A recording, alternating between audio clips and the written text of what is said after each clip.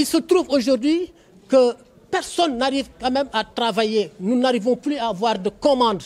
D'ici peu de temps, nous allons tous nous retrouver au chômage. Parce qu'on ne travaille plus. Pourquoi? Parce qu'il y a des bijoux qui sont importés. Des bijoux qui nous viennent de Chine, de Dubaï. Et pourtant, ce sont des Sénégalais pour la plupart du temps qui prennent nos bijoux, notre patrimoine, notre savoir-faire, qui le ramènent ailleurs. Et au retour, quand ils reviennent, ils amènent des bijoux pacotis. Comme disaient nos grands-parents, c'est des bijoux politiques. Mais nous, à notre temps, on l'appelle pakouti. Parce que ce ne sont pas des objets ni de l'or, ni de fer, ni de cuivre. Ce n'est pas de l'argent, ni de l'or. Vous mettez ces bijoux à côté des bijoux que nous avons faits. Il n'y a pas photo.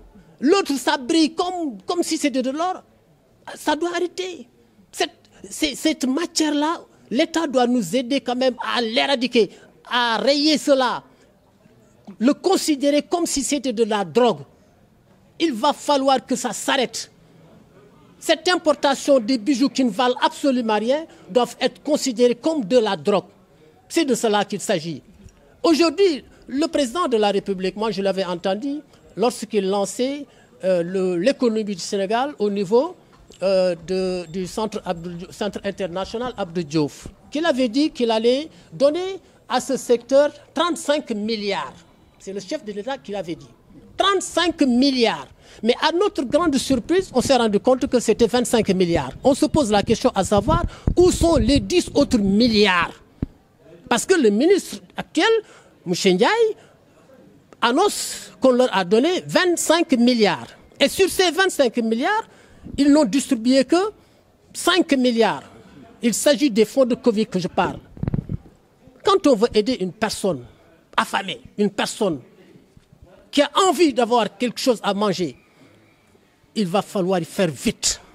Quand une personne tombe malade, il faut agir. Il faut l'amener immédiatement à l'hôpital. Nous sommes fatigués, nous avons vraiment ras-le-bol. On a besoin quand même d'être soutenus par notre chef d'État qui a vraiment une volonté d'aider, mais quand même, ceux qui sont derrière, c'est comme s'ils ne nous entendent pas. C'est comme s'ils ne veulent pas exécuter, n'est-ce pas, la voie tracée par le chef de l'État. Plus de 50% des ateliers ont fermé boutique. Nous n'avons plus d'apprentis. Parmi nous, il y a énormément de personnes qui sont parties en chômage. En chômage. Et pourtant, le chef de l'État voudrait quand même que les gens consomment le local. Il l'a dit au niveau du centre international Diamniadio. Consommons le local. Consommer le local, ça veut dire quoi?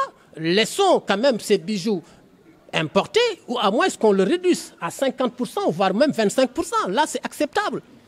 Mais quand même, laisser quand même les frontières s'ouvrir comme ça, que tout un chacun fait ce qu'il veut. Non, non, l'État ne fonctionne pas comme ça. Combien de personnes qui s'activent dans ce secteur? Énormément de personnes qui s'activent dans ce métier. À l'époque, on pensait que c'était un métier qui était réservé seulement aux Gnénios. Non, c'est un métier. Ça s'apprend, la bijouterie, mais pas du jour au lendemain. Sur ce, nous avons besoin de renforcement de capacité. Pas de formation, nous sommes déjà formés dans le tas.